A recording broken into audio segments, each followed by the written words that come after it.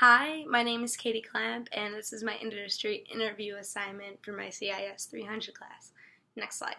I am a senior at the University of Kentucky. My major is marketing, and I really want to go into personal selling, and I do travel a lot currently, so I'm hoping to incorporate both selling and traveling as something that I do in my future. Next slide. For this assignment, I talked to Mr. Todd Clark. He is the group sales, and he is also the front end manager at the Hampton Inn in Gatlinburg, Tennessee.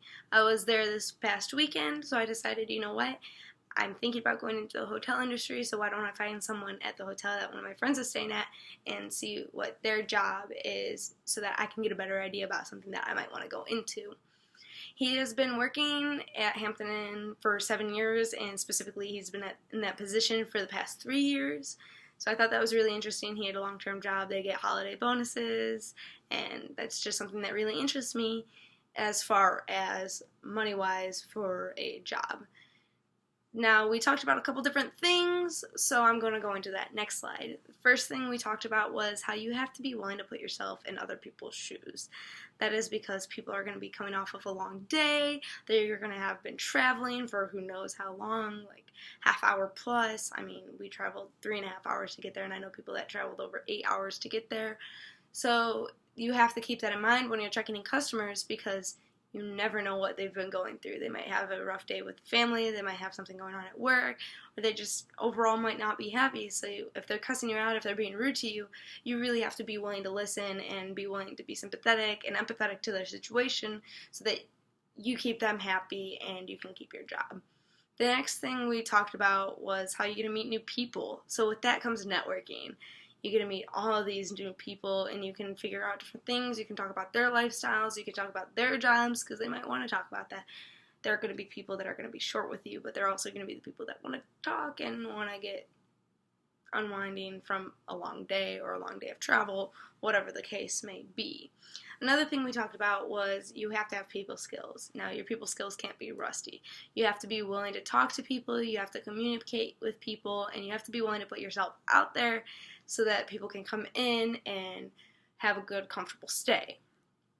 What I found really interesting about that was your people skills have to be there. You're not able to just sit behind the counter and grumble. You have to put yourself out there, and you have to be comfortable with other people in order to do this job. Next slide. What else we talked about is going to be home and work life.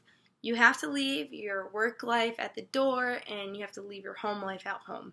You can't bring situations from home into work, because that's just going to mess up your whole day, or it can make you happy, but if something bad happened, you don't want to bring that to work with you, and vice versa. If something bad happens at work, you don't want to bring that home and take that out on other people that you're not meaning to take it out on just because something happened, and that's not fair to other people, which is why his best advice for me was leave things where they are.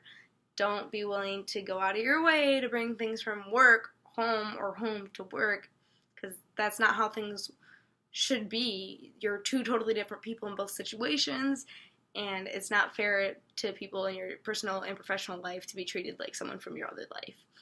Next slide.